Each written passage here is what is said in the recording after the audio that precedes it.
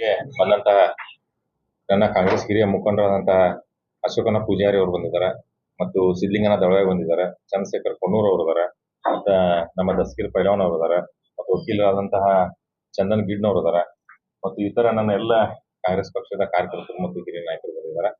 ಅವ್ರನ್ನೆಲ್ಲ ಸ್ವಾಗತಿಸುತ್ತಾ ಅದೇ ರೀತಿಯಾಗಿ ಪ್ರಿಂಟ್ ಮತ್ತು ಡಿಜಿಟಲ್ ಮೀಡಿಯಾದ ಎಲ್ಲ ನನ್ನ ಪತ್ರ ಮಿತ್ರರಿಗೆ ಈ ಪತ್ರಿಕಾಗೋಷ್ಠಿಗೆ ಸ್ವಾಗತಿಸ್ತೀನಿ. ಇವತ್ತಿನ ಪತ್ರಿಕಾಗೋಷ್ಠಿ ಕರೆದಿದ್ದ ವಿಷಯ ಅಂದ್ರೆ, ನಿನ್ನೆ ಅಂಕಲಿ ಗ್ರಾಮದಲ್ಲಿ ಏನು ನಮ್ಮ ಶಾಸಕರಾದಂತಹ ರಮೇಶ್ ಜಾರಕಿಹೊಳಿ ಅವರ ಬೆಂಬಲಿಗರು ಕಾಂಗ್ರೆಸ್ ಪಕ್ಷದ ಕಾರ್ಯಕರ್ತರ ಮೇಲೆ ಮತ್ತು ನನ್ನ ಆಫೀಸ್ ಸ್ಟಾಫ್ ಮೇಲೆ ಏನೊಂದು ಗುಂಡಾವರ್ತನೆ ಮಾಡಿದ್ರಲ್ಲ, ಆ ಘಟನೆಯ ವಿಚಾರವಾಗಿ ಇವತ್ತು ಪ್ರೆಸ್ ಮೀಟ್ ಕರೆದಿದ್ವಿ. ನಿನ್ನೆ ನಾವು ನನ್ನ ಆಫೀಸ್ ಸ್ಟಾಫ್ ಮತ್ತು ಸ್ವಲ್ಪ ಕಾರ್ಯಕರ್ತರು ಮನೆಯಲ್ಲಿ ಅಂಕಲಿಯಲ್ಲಿ ಇದ್ದಿದ್ವಿ. ಅಲ್ಲಿ ನಾವು ಪ್ರಚಾರಕ್ಕೂ ಹೋಗಿರ್ಲಿಲ್ಲ. ಏನು ನಾಳೆ 7ನೇ ತಾರೀಕು ನಡೆಯುವಂತ ಚುನಾವಣೆಗಾಗಿ ಅವತ್ತು ಕಾರ್ಯಕರ್ತರು ಮತ್ತು ಬೂತ್ ಏಜೆಂಟರ್ ಮಾಡಿಕೊಂಡು ಚುನಾವಣೆ ಪ್ರಿಪರೇಷನ್ ಮಾಡ್ಬೇಕಂತ ಹೇಳಿ ನಮ್ಮ ಸ್ಟಾಫ್ ಎಲ್ಲ ಕರ್ಕೊಂಡು ಹೋಗಿದ್ವಿ. ಆ ನಿಮಿತ್ತವಾಗಿ ನಮ್ಮ ಕಾರ್ಯಕರ್ತರೆಲ್ಲ ನಮ್ಮ ಆಫೀಸ್ ಸ್ಟಾಫ್ ಎಲ್ಲ ನಮ್ಮ ಕಾರ್ಯಕರ್ತರ ಮನೆಗೆ ಅಂಕಲಿಯಲ್ಲಿ ಕಾರ್ಯಕರ್ತರ ಮನೆಗೆ ಎಲ್ಲ ಅದನ್ನ ಡಾಕ್ಯುಮೆಂಟ್ ಎಲ್ಲ ತಗೊಳ್ಳೋದು ಮಾಡ್ತಾ ಇದ್ರು. ಅವಾಗ ಅವ್ರನ್ನೆಲ್ಲ ಕುಣಿಸಿ ನಾನು ವಾಪಸ್ ಹೋಗುವಾಗ, ಅವ್ನ ಭೇಟಿಯಾಗಿ ವಾಪಸ್ ಹೋಗುವಾಗ ಸುಮಾರು 30ರಿಂದ 40 ಜನ ಏನು ಈ ಗುಂಡಾಗಳಲ್ಲ ರಮೇಶ್ ಜಾರಕಿಹೊಳಿ ಅವ್ರ ಬೆಂಬಲಿಗರ ಆ ಮನಿ ಅಟ್ಯಾಕ್ ಮಾಡಿದ್ರು. ಆ ಮನಿನ ಅಟ್ಯಾಕ್ ಮಾಡಿದ್ರು. ಅಷ್ಟೇ ಅಲ್ಲ, ಹೊರಗೆ ನಿಂತ ಕಾರ್ಯಕರ್ತರನ್ನ ಹೊಡ್ಲಿಕ್ಕೆ ಸ್ಟಾರ್ಟ್ ಮಾಡಿದ್ರು. ಹೊಡ್ಲಿಕ್ಕೆ ಸ್ಟಾರ್ಟ್ ಆದ್ಮೇಲೆ ನಾವು ವಾಪಸ್ ಬಂದು ಅವರೆಲ್ಲ ಬಿಡಿಸಿದ್ವಿ. ಬಿಡಿಸಿದಾಗ ಏನು ಚುನಾವಣಾ ಅಧಿಕಾರ ಫ್ಲೈಯಿಂಗ್ ಸ್ಕ್ವಾಡ್ಗೆ ಇನ್ಫಾರ್ಮ್ ಮಾಡಿದ್ವಿ, ನಮ್ಮ ಮೇಲೆ ಸುಳ್ಳು ಆರೋಪ ಮಾಡಿದ್ರು, ದುಡ್ಡು ಹಂಚಾತಾರ ಅಂತ ಹೇಳಿ.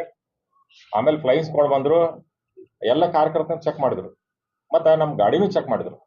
ನಮ್ಮ ಕಾರ್ಯಕರ್ತರಲ್ಲಿ ಅಥವಾ ನಮ್ಮ ಗಾಡಿಯಲ್ಲಿ ಯಾವುದೂ ₹1 ಸಿಕ್ಕಿಲ್ಲ. ಚುನಾವಣಾಧಿಕಾರಿಗಳು ಇದನ್ನ ವಿಡಿಯೋ ರೆಕಾರ್ಡ್ ಮಾಡಿಕೊಟ್ಟಿದ್ದಾರೆ. ಇದಷ್ಟೇ ಅಲ್ಲ, ನಮ್ಮ ಏನು ಆಫೀಸ್ ಸ್ಟಾಫ್ ಓಡಿ ಹೋಗಿತ್ತಲ್ಲ, ಇಡೀ ಊರು ತುಂಬ ಅವ್ರು ಅಟ್ಟಾಡಿಸ್ಕೊಂಡು ಹೊಡೆದ್ರು. ಮನೆ ಅಟ್ಯಾಕ್ ಮಾಡಿ ಬಂದಾಗ ನಮ್ಮ ಕಾರ್ಯಕರ್ತರು ಓಡಿ ಹೋದ್ರು ಬಿಟ್ಟಿಲ್ಲ. ಕೆಲವು ಜನ ಕಲ್ಲು ಹೊಡೆದ್ರು, ಒಂದ್ ಜನ ಪಾಪ ಕಿವಿಯಿಂದ ರಕ್ತ ಬಂದದ, ಅವ್ರು ಅಟ್ಟಾಡಿಸ್ಕೊಂಡು ಹೊಡೆದ್ರು. ಮತ್ತೆ ಆ ಜಾಗದಾಗ ಫ್ಲೈಯಿಂಗ್ ಸ್ಕ್ವಾಡ್ ಬಂದ್ರು. ಫ್ಲೈಯಿಂಗ್ ಸ್ಕ್ವಾಡ್ ಬಂದು ಅವರು ಕ್ಲಿಯರೆನ್ಸ್ ಕೊಟ್ರು. ನಮಗೆಲ್ಲ ಕ್ಲಿಯರೆನ್ಸ್ ಕೊಟ್ರು. ಒಂದು 100 ಜನ ಮಾಬ್ ಬಂತು. ಈ ಗುಂಡಾಗಿರಿ 100 ಜನ ಗುಂಡಾಗಿರಿ ಆ ಜಾಗ ಸೇರಿದ್ರು. ಮತ್ತೆ ನಮ್ಮ ಪ್ರೊಟೆಕ್ಷನ್ ಸಲುವಾಗಿ ಪೊಲೀಸರು ಬಂದು ಅಲ್ಲಿಂದ ನಮ್ಮನ್ನು ಪೊಲೀಸ್ ಸ್ಟೇಷನ್ ತಗೊಂಡೋದ್ರು. ಇದು ಯಾವುದೇ ಅರೆಸ್ಟ್ ಮಾಡಿದ್ರು ಪೊಲೀಸ್ ಒಪ್ಪಿದ್ರಿಲ್ಲ. ಆ ಮಾಬ್ನಿಂದ ನಮ್ಮನ್ನೆಲ್ಲ ತಪ್ಪಿಸ್ಲಿಕ್ಕೆ ಪೊಲೀಸ್ ಸ್ಟೇಷನ್ ತಗೊಂಡೋದ್ರು. ಪೊಲೀಸ್ ಸ್ಟೇಷನ್ಗೆ ಯಾಕಂದ್ರೆ ನಿನ್ನೆ ಏನು CM ಭೇಟಿ ಇತ್ತು, ಅದಕ್ಕೆ ಪೊಲೀಸ್ ಸ್ಟೇಷನ್ ಅಲ್ಲೂ ಸಫಿಶಿಯಂಟ್ ಸ್ಟಾಫ್ ಇರಲಿಲ್ಲ, ಇಬ್ಬರೇ ಪೊಲೀಸ್ ಇದ್ರು. ಹಿಂಗಾಗಿ ಮತ್ ಉಳಿದು ಏನು ಓಡಿ ಹೋಗಿದ್ರಲ್ಲ ಅವ್ರನ್ನೆಲ್ಲಾನು ಅಟ್ಟಾಚ್ಕೊಂಡು ಹೊಡೆದು ಅವ್ರನ್ನೂ ಪೊಲೀಸ್ ಸ್ಟೇಷನ್ ಹೊತ್ಕೊಂಡು ಬಂದ್ರು. ಯಾರು ಈ ಗುಂಡಾಗಳು, ಯಾರು ಪಕ್ಷದ ಕಾರ್ಯಕರ್ತರ ಹೇಳೋದಿಲ್ಲ, ಇವ್ರು ಗುಂಡಾಗಳೇ. ಪೊಲೀಸ್ ಸ್ಟೇಷನ್ ಕರ್ಕೊಂಡ್ ಬಂದು ಸುಮಾರು 5 ಜನರನ್ನ ಹೊಡೆದು ಪೊಲೀಸ್ ಸ್ಟೇಷನ್ ಮುಂದಿಟ್ರು. ಅವತ್ತು ಪೊಲೀಸ್ ಸ್ಟೇಷನ್ ಸ್ಟಾಫ್ ಇರೋದ್ರಿಂದ ಆಲ್ಮೋಸ್ಟ್ ಈ ಗುಂಡಾಗಳ ಇಡೀ ಪೊಲೀಸ್ ಸ್ಟೇಷನ್ ಏನದ ಅಟ್ಯಾಕ್ ಮಾಡಿದಂಗೆ ಮಾಡಿದ್ರು. ಮತ್ತೆ ನಮ್ಮ ಪಕ್ಷದ ಬದಲು ಮತ್ತೆ ನನ್ನ ಬದಲು ಪರ್ಸನಲ್ ಆಗಿ ಅತಿ ಅವಾಚ್ಯ ಶಬ್ದಗಳಿಂದ ನಿಂದಿಸಿದಾರೆ. ಮತ್ತೆ ಅದೆಲ್ಲ ರೆಕಾರ್ಡ್ ಅದ, ಚುನಾವಣಾಧಿಕಾರಿ ರೆಕಾರ್ಡ್ ಮಾಡ್ಕೊಂಡಿದ್ದಾರೆ, ಏನೇನು ಯಾರು ಮಾಡಿದ್ರು ಎಲ್ಲ. ಅಷ್ಟೇ ಅಲ್ಲ, ಅಲ್ಲಿ ಬಂದು ಇಲ್ಲ ಈಗ ಡಾಕ್ಟರ್ ಅದು ಇನ್ವಾಲ್ವ್ಮೆಂಟ್ ಆಗ್ಯಾರ ಅಂತ ಹೇಳಿ ಸುಮ್ನೆ ಒಂದು ಅವಾಚ್ಯ ಶಬ್ದಗಳನ್ನ ಯೂಸ್ ಮಾಡಕತ್ರು. ಮತ್ತೆ ಇದನ್ನ ನಾವು ಮೇಲಾಧಿಕಾರಿ ಇನ್ಫಾರ್ಮ್ ಮಾಡಿದಾಗ ಅಲ್ಲಿ ಎಲ್ಲ ಎಕ್ಸ್ಟ್ರಾ ಫೋರ್ಸ್ ಬಂದು ಇವ್ರನ್ನೆಲ್ಲ ಹೊರಗೆ ಹಾಕಿ ಪೊಲೀಸ್ ಸ್ಟೇಷನ್ ತಮ್ಮ ಹಿಡಿತಕ್ಕೆ ತಗೊಂಡಿದ್ರು. ಅಲ್ಲಿವರೆಗೂ ಈ ಪೊಲೀಸ್ ಸ್ಟೇಷನ್ ಪೂರಾ ಗುಂಡಾಗಳ ಕೈಯಾಗಿತ್ತು. ಆಮೇಲೆ ಇದಾದ್ಮೇಲೆ ನಾವು ರಿಪೋರ್ಟ್ ಮಾಡಿದ್ವಿ. ಯಾಕೆ ನಮ್ಮ ಕಾರ್ಯಕರ್ತರು ಹೊಡೆದು ಅವ್ರ ಏನು ಕೊಳಗಿರುವಂತ ಗೋಲ್ಡ್ ಇವನ್ನೆಲ್ಲ ತುಡುಗು ಮಾಡಿದ್ರು. ಮತ್ತೇನು ಮನಿಗೆ ಅಟ್ಯಾಕ್ ಮಾಡಿದ್ರಲ್ಲ, ಮನ್ಯಾಗ ಒಂದು $3-3.5 ಲಕ್ಷ ಅವ್ರದ್ದೇನೋ ಪಾಪ ಒಂದು ಕಾರ್ಯಕರ್ತ ಒಂದು ಟ್ರ್ಯಾಕ್ಟರ್ ಮಾರಿದಂತ ಅದನ್ನು ತಗೊಂಡೋಗಿದ್ದಾರೆ. ಅವ್ರ ಮನ್ಯಾಗ ಟೇಜ್ರಿನೂ ಚೆಕ್ ಮಾಡಿದಾರೆ. ಕಾರ್ಯಕರ್ತರ ಮನ್ಯಾಗ ಟೇಜ್ರಿ, ಮನ್ಯಾಗ ಹೆಣ್ಮಕ್ಳು ಇದ್ರು ಅವ್ರ ಮುಂದೆಲ್ಲ ಟೇಜ್ರಿ ಮ್ಯಾಗಿಂದೆಲ್ಲ ಅಟ್ಟ ಎಲ್ಲ ಕ್ಲೀನ್ ಚೆಕ್ ಮಾಡಿದಾರೆ. ಈ ಗುಂಡಾಗಳು ಶಾಸಕರ ಬೆಂಬಲಿಗರು, ರಮೇಶ್ ಜಾರಕಿಹೊಳಿ ಅವ್ರ ಬೆಂಬಲಿಗರು ಇದು ಮಾಡಿದಾರೆ. ಮಾಡಿ ಆಮೇಲೆ ಅವ್ರನ್ನೆಲ್ಲ ನಮ್ಮ ಕಾರ್ಯಕರ್ತರು ಅಲ್ಲಿ ಪೊಲೀಸ್ ಸ್ಟೇಷನ್ ತಗೊಂಡ್ ಬಂದು ನಾವೆಲ್ಲ ರಿಪೋರ್ಟ್ ಅವ್ರ ಮೇಲೆ ನಾವು ಕೇಸ್ ಹಾಕಿವಿ. ಅವ್ರ ಮೇಲೆ ಏನು ಕಳ್ಳತನ ಮತ್ತು ಗುಂಡಾ ಮೇಲೆ ಹೊಡೆದ್ರು ಅಂತೇಳಿ ಕೇಸ್ ಹಾಕಿವಿ. MLCನೂ ಮಾಡಿದೀವಿ, ಪಾಪ ಅವ್ರಿಗೆಲ್ಲ ಊತ ಬಂದದ, ಕೈಕಾಲೆಲ್ಲ ನೋವು ಆಗ್ಯದ. ಒಬ್ಬನಿಗಂತೂ ಕಿವಿನೇ ಕೇಳಿಸ್ತಾ ಇಲ್ಲ, ಇವತ್ತಾದ್ರೂ ಕಿವಿ ಕೇಳಿಸ್ತಾ ಇಲ್ಲ ಅವನು. ಇಷ್ಟ ಅವ್ರ ಮೇಲೆ ಹಲ್ಲೆ ಮಾಡಿದಾರೆ. ಆಮೇಲೆ ನಾವೆಲ್ಲ ಕೇಸ್ ಆದ್ಮೇಲೆ ಇವರು ಹೊಸ ಒಂದು ಡ್ರಾಮಾ ಮಾಡಿ ಪಾಪ ದಲಿತರ ಅಮಾಯಕರನ್ನ ಉಪಯೋಗ ಮಾಡಿಕೊಂಡು, ಇಲ್ಲ ನಾವು ದಲಿತರನ್ನ ಬೈದು ಅಂತ ಹೇಳಿ ಒಂದು ಕೇಸ್ ಮಾಡಕ್ ಬಂದ್ರು. ಆದ್ರೆ SP ಅವರು ಒಂದು ಅಕ್ಸೆಪ್ಟ್ ಮಾಡಿಲ್ಲ. ಅಕ್ಸೆಪ್ಟ್ ಮಾಡ್ಲಿಕ್ಕಾಗಿ ಪೊಲೀಸ್ ಸ್ಟೇಷನ್ ಮುಂದೆ ನಿಂತು ತಮ್ಮೆಲ್ಲ ಅಮಾಯಕರನ್ನ ಏನು ನಂಬಿಸಿದ, ದಲಿತ ಅಮಾಯಕರನ್ನ ಒಂದು ನಂಬಿಸಿ ಅಥವಾ ಅವ್ರನ್ನ ದಾರಿ ತಪ್ಪಿಸಿ ನಮ್ಮ ಗಾಡಿಗೆ ಅಡ್ಡ ಹಾಕಿದ್ರು. ಹೊರಗೆ ಬಿಡೋದಿಲ್ಲ ಅಂತ ಹೇಳಿ ಈ ರೀತಿ ಒಂದು ರೆಸ್ಟ್ರಿಕ್ಷನ್ ಮಾಡೋದ್ರಿಂದ SP ಅವರು ಆಯ್ತಪ್ಪ ನಿಮ್ಮದು ಒಂದು ಕಂಪ್ಲೇಂಟ್ ತಗೊಳ್ತೀವಿ, ವಿದೌಟ್ ಪ್ರೂಫ್ ಇದ್ರು ಒಂದು ಕಂಪ್ಲೇಂಟ್ ತಗೊಂಡಿದ್ದಾರೆ ಅಷ್ಟೇ. ಅದಕ್ಕೇನು ಪ್ರೂಫ್ ಇಲ್ಲ, ಪ್ರೂಫ್ ಕೊಡಕ್ ಸಾಧ್ಯ ಆಗ್ಲಿಲ್ಲ. ಅವತ್ತು ಒಂದು ಸಿಂಗಲ್ ಪ್ರೂಫ್ ಕೊಡಲಿಲ್ಲ. ಈ ರೀತಿ ಆಗಿದೆ. ಇದು ನಿಜವಾದ ನಡೆದ ಘಟನೆ. ಮತ್ತ ಅವ್ರ ಆರೋಪ ಮಾಡ್ತಾರಲ್ಲ ದುಡ್ಡು ಹಂಚಾತೀವಿ ಅಂತ ಹೇಳಿ, ಪೊಲೀಸರಾಗ್ಲಿ ಫ್ಲೈಯಿಂಗ್ ಸ್ಕ್ವಾಡ್ ಆಗ್ಲಿ ಅವರೇ ಏನದ ರಿಟರ್ನ್ ಹೇಳಿಕೆ ಅದ ಮತ್ತು ವಿಡಿಯೋ ರೆಕಾರ್ಡ್ ಮಾಡಿದಾರ. ₹1 ಸಿಕ್ಕಿಲ್ಲ ಯಾರ ಕಡೆಯಿಂದನು. ಇದು ನಮ್ಮ ಕಾರ್ಯಕರ್ತರ ಪ್ರಚಾರ ಮಾಡಲೇಬಾರದು ಅನ್ನುವಂಥದ್ದೊಂದು ತಂತ್ರ ಅನ್ಸುತ್ತೆ. ಮತ್ತ ಈಗಾಗಲೇ ಕಾಂಗ್ರೆಸ್ ಬೆಳಗಾವಿ ಕ್ಷೇತ್ರದಲ್ಲಿ ಗೆಲ್ಲುವ ಒಂದು ಮಟ್ಟಕ್ಕೆ ಹೋಗ್ಬಿಟ್ಟದ. 2-3 ಲಕ್ಷ ಗೆಲುವು ಸಾಧಿಸದ. ಇದಕ್ಕೆ ಹತಾಶೆಯಾಗಿ ಏನು ನಮ್ಮ ಕಾರ್ಯಕರ್ತರು ಕೂಡಾತಾರ, ಕಾರ್ಯಕರ್ತರು ಈ ಸಲ ಜನರು ಎದ್ದು ಕಾಂಗ್ರೆಸ್ ಬಗ್ಗೆ ಒಂದು ಅಭಿಮಾನದಿಂದ ಪ್ರಚಾರ ಮಾಡತಾರಲ್ಲ, ಇವ್ರನ್ನೆಲ್ಲ ಹೆದರ್ಸ್ಬೇಕಂತ ಹೇಳಿ ಈ ಒಂದು ಘಟನೆ ಮಾಡಿದಾರ. ನಿಮಗೆಲ್ಲ ಗೋಕಾಕ್ ರಾಜಕೀಯ ಗೊತ್ತದ.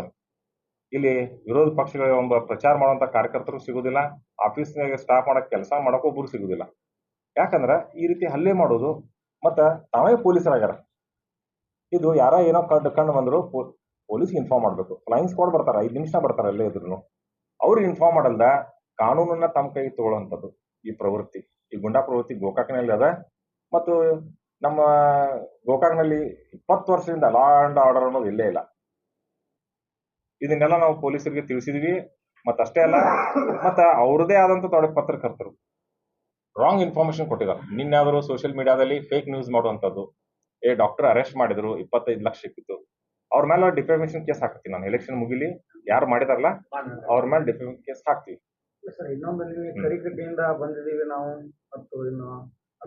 ಅವ್ರನ್ನೆಲ್ಲ ಹೊಡೆದು ಆ ರೀತಿ ಹೇಳಿಕೆಯನ್ನು ಕೊಡ್ಸಿದಾರೆ ಎಲ್ಲರ ಕಡೆಯಿಂದ.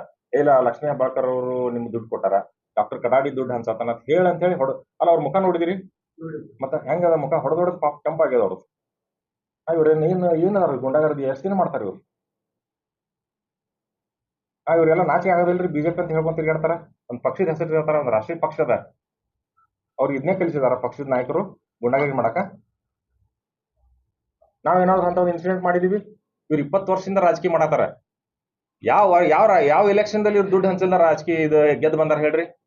ದುಡ್ಡು ಹಂಚೋದು, ಲಾ ಅಂಡ್ ಆರ್ಡರ್ ತಮ್ಮ ಕೈ ತಗೊಳ್ಳೋದು, ಜನರ ಭಯ ಬಯಸೋದು, ಇದೇ ರೀತಿಯಾಗಿ ಒಂದು ಇವತ್ತು ಎಲ್ಲರೂ ಒಂದು ಇಡೀ ರಾಜ್ಯದಲ್ಲಿ ನೋಡ್ರಿ, ಗೋಕಾಕ್ ರಾಜಕೀಯರನ್ನ ಹಂಗೆ ಹಿಂಗೆ ಅಂತ ಮಾತಾಡ್ತಾರ. ಅಂದ್ರೆ ಈ ಹೆಸರು ತಂದು ಕೊಟ್ಟಾರ ಇವ್ರು. ಗೋಕಾಕ್ ರಾಜಕಾರಣ ಅನ್ನೋದು ಬಿಹಾರ ರಾಜಕಾರಣ ಏನತ್ತಲ್ಲ, ಅದೇ ಒಂದು ವರ್ಡ್ ಆಗಿಬಿಟ್ಟು ಸಮಾನಾಂತರ ಆಗ್ಬಿಟ್ಟದು. ಅದಕ್ಕ ಜನರು ದಯವಿಟ್ಟು ಇದನ್ನೆಲ್ಲ ಹೋಗ್ಬೇಕಂದ್ರ ಇವ್ರನ್ನ ಚುನಾವಣೆಗೆ ಏನ್ ಅಧಿಕಾರ ಕೊಟ್ಟದಲ್ಲ ಅದೇ ಅಧಿಕಾರ ಉಪಯೋಗ ಮಾಡ್ರಿ. ಮತ್ ಇವತ್ತು ಈ ಪಕ್ಷದವ್ರನ್ನ ಸೋಲಿಸಿ ಕಾಂಗ್ರೆಸ್ ಗೆದ್ದು ಬಂದ್ರೆ ಇದು ನಾವು ಒಂದು ಲಾ ಅಂಡ್ ಆರ್ಡರ್ ತಂದೆ ತರ್ತೀವಿ ಗೋಕಾಕದಲ್ಲಿ. ಎಲ್ಲೂ ಸಿಕ್ಕಿಲ್ಲ, ₹1 ಸಿಕ್ಕಿಲ್ಲ.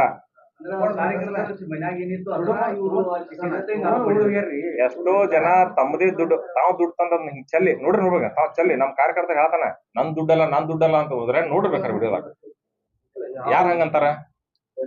ವಿಡಿಯೋ ಮಾಡ ದುಡ್ಡು ಎಲ್ಲೈತಿ? ಚುನಾವಣಾ ಅಧಿಕಾರಿಗೆ ಯಾಕೆ ಕೊಡ್ಲಿಲ್ಲ? ಅದನ್ನ ಚುನಾವಣಾ ಅಧಿಕಾರಿ ತಂದು ಕೊಟ್ಟಿಲ್ಲ. ದುಡ್ಡು ಸಿಕ್ಕರೆ ಕೊಡ್ಬೇಕಲ್ಲ, ಅಷ್ಟು ದುಡ್ಡು ಎಲ್ಲಿದೆ ದುಡ್ಡು? ಅದು ಅವನು ಇದ್ದಂತ ಹಣ ತುಡು ಮಾಡ್ಕೊಂಡು ಹೋಗ್ಯಾರ. ಈ ರೀತಿ ದಿಂದಾಡಿ ದರೋಡೆ ಮಾಡೋದ ಮತ್ತೆ ಅದು ಫೇಕ್ ನ್ಯೂಸ್ ಸ್ಪ್ರೆಡ್ ಮಾಡೋದು ಈ ರೀತಿ ನಡೆದದ.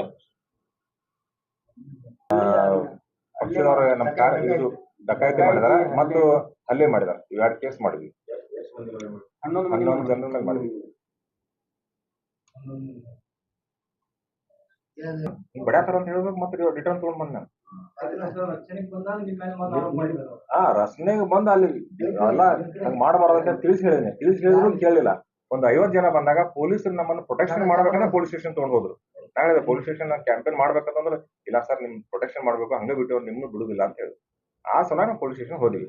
ಅಲ್ಲಿ ಬಂದ್ರೆ ಅಲ್ಲಿ 100 ರಿಂದ 200 ಜನ ಕೂಡ್ಕೊಂಡ್ರು. ಕೂಡಿದ್ರು ಮತ್ತೆ ಎಲ್ಲಿ ಊರಾಗ ಓಡಿ ಹೋಗಿದ್ರಲ್ಲ ಅವ್ರನ್ನೆಲ್ಲ ಹೊಡೆದ್ಕೊಂಡು ಮತ್ತೆ ಪೊಲೀಸ್ ಸ್ಟೇಷನ್ ಹೊತ್ಕೊಂಡ್ ಬಂದ್ರು. ಯಾವ್ದು ಏನು ಲಾ ಅಂಡ್ ಆರ್ಡರ್ ಅದಲ್ಲ, ಏನು ಬಿಹಾರ ಆಗಿದೆ ಇದು. ಬಿಹಾರ ಸುಧಾರಣೆ ಆದ್ರೆ ಗೋಕಾ ಸುಧಾರಣೆ ಆಗ್ತಾ ಇಲ್ಲ. ಆಕ್ಷನ್ ತಗೋತೀವಿ. ಮತ್ತು ಇವತ್ತ ಸಿಎಂ ಬಂದಿದ್ರು, ನಿನ್ ಬಂದಿದ್ರು. ಸಿಎಂ ಚಿಕ್ಕೋಡಿ ನಮ್ಮ ಜಿಲ್ಲೆಯಲ್ಲಿ ಇದ್ದಾಗ ಈ ಘಟನೆ ನಡೆದಿದೆ. ಅವ್ರಿಗೂ ಇದ್ರ ಬಗ್ಗೆ ನಾವು ಹೇಳಿದೀವಿ. ಮತ್ತ ಆಮೇಲೆ ಅಡಿಷನಲ್ SP ಬಂದ್ರು. ಅಡಿಷನಲ್ ಬಂದ್ 200 ಜನ ಅರೆ ಸೇನಾಪಡೆಯನ್ನು ತಗೊಂಡ್ ಬಂದ್ರು. ಅಲ್ಲಿ ತಗೊಂಡ್ ಬಂದು ಇಡೀ ಊರಲ್ಲಿ ಒಂದು ಮಾರ್ಚ್ ಪಾಸ್ಟ್ ಮಾಡಿದಾರೆ. ರಾತ್ರಿ ಮಾರ್ಚ್ ಪಾಸ್ಟ್ ಮಾಡಿ ಬಂದು ನಾನು ಹೊರಗೆ ಹೋಗಕ್ಕೂ ಬಿಡ್ಲಿಲ್ಲ.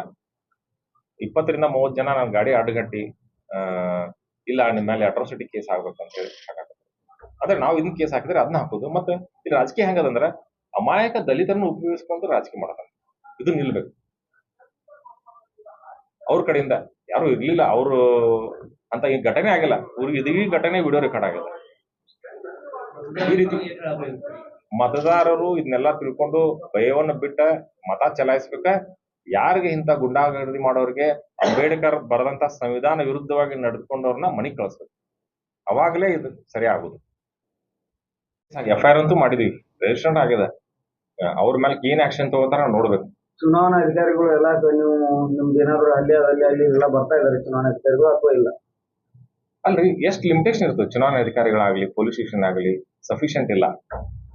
ಮತ್ತ ಈ ರೀತಿ ಭಯಭೀತ ವಾತಾವರಣದಿಂದ ನಮಗೆ ಪ್ರೊಟೆಕ್ಷನ್ ಮಾಡಕ್ಕೂ ಯಾರು ಬರುದಿಲ್ಲ. ನಮ್ ಲೋಕಲ್ ಕಾರ್ಯಕರ್ತರು ನಾವು ಮನೆ ಬಿಟ್ಟು ಓಡಿ ಹೋಗುದು. ಪೊಲೀಸರು ಬರ್ತಾರ ಪಾಪ ಅವ್ರ ಎಷ್ಟು ಹೆಲ್ಪ್ ಮಾಡಿದಾರ ಅಷ್ಟೇ. ಯಾಕಂದ್ರೆ ಫ್ಲೈಯಿಂಗ್ ಸ್ಕ್ವಾಡ್ 5 ನಿಮಿಷ ಬಂದ್ರ ಅಲ್ಲಿಂದ.